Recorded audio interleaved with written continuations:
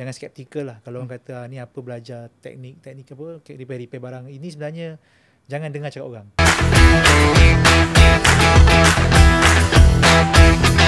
STDC ini adalah agensi bawah negeri yang melatih anak-anak muda ataupun pelajar-pelajar kita dengan ilmu TVET. Jadi mereka ni akan dapat melengkapkan diri dengan ilmu-ilmu baru yang bersifat teknikal, tetapi pada masa sama kemahiran mereka ini adalah kemahiran yang dituntut di pasaran kerja. Pada tahun harapan, Selangor akan menjadi tuan rumah bagi Sukan Malaysia SUKMA 2026 dan diumumkan oleh Datuk Menteri Besar Tun Sri Mahmudin Syari adalah mengenai peruntukan sebanyak 100 juta bagi SUKMA Selangor 2026. Jadi bila kita buat kerja naik taraf fasiliti ni untuk SUKMA, pada masa sama ianya juga akan dipanjangkan untuk 2029. penganjuran persiapan penganjuran ISG nanti. Belia di negeri Selangor ni perlu kreatif dan perlu agresif untuk meneroka bidang baru.